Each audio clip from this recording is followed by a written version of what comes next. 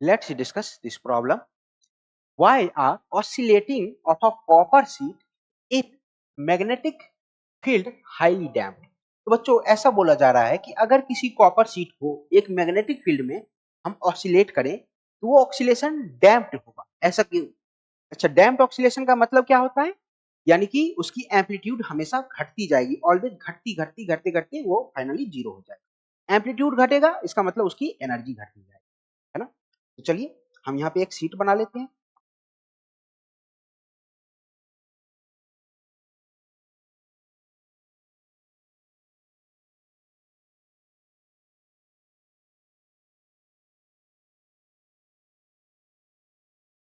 Let me draw it.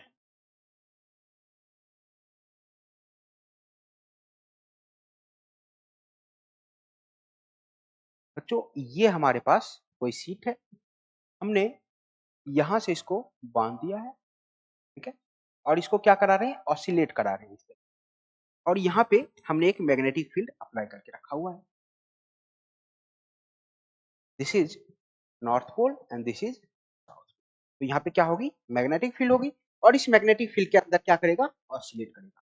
बच्चों जैसे ही ये मैग्नेटिक फील्ड में ऑसिलेट करेगा तो आप जानते हो जब ये साउथ पोल के पास जाएगा, है ना, और जब ये बीच में आएगा तो दोनों ही कंडीशन में इस प्लेट पर जो मैग्नेटिक फील्ड होगी उसकी वैल्यू क्या होगी? डिफरेंट।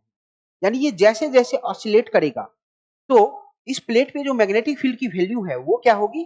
चेंज होगी, है ना? अब आप मेरी बात समझ रहे हो? जैसे ही ये प्लेट अपनी पोजीशन चेंज करेगा तो इस पर जो मैग्नेटिक फील्ड की वैल्यू है इस प्लेट पर वो क्या होती चली जाएगी? चेंज होती चली जाएगी। अगर मैग्नेटिक फील्ड की वैल्यू चेंज होगी तो यहाँ पे ईएमएफ इंड्यूस होगा, और चूंकि ये कंडक्टिंग प्लेट है तो यहाँ पे इडी करेंट्स चलने शुरू हो जाएंगे। यहाँ पे क्या चलने लगेंगे? ED currents. यहाँ पे क्या चलने लगेंगे? इडी करेंट्स, ठीक है। ये क्या है? ED currents. ये इडी करेंट्स क्यों चल रहे हैं? इंड्यूस्ड ईएमएफ की वजह से। और इंड्यूस्ड ईएमएफ क्यों हो रहा है? ऑक्सीडेशन की वजह से मैग्नेटिक फील्ड चेंज हो रहा है, उसके वजह से इंड्यूस्ड ईएमएफ आ रहा है, और फिर इडी करंट आ रहा है, ठीक है। अब ये इडी करंट जो है ना वो हीट लॉस करता है। करंट की वजह से हीट जनरेट होती है, हीट लॉस होता है। अच्छा, हीट लॉस होता है यानी कि एनर्जी लॉस होती है, यानी कि इस प्लेट की जो एनर्जी है वो लॉस होती है। अच्छा, हीट लॉस का मतलब energy of plate decreases, energy of plate decreases, that implies its amplitude decreases, its amplitude decreases, ठीक है। इसीलिए ये कैसा ऑक्सीलेशन होता है? डैम्प्ड ऑक्सीलेशन होता है।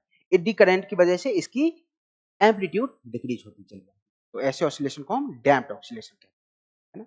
तो जो हमने कॉन्सेप्ट यूज किया है बच्चों यहाँ पे एडी करंट का कॉन्सेप्ट, ओके।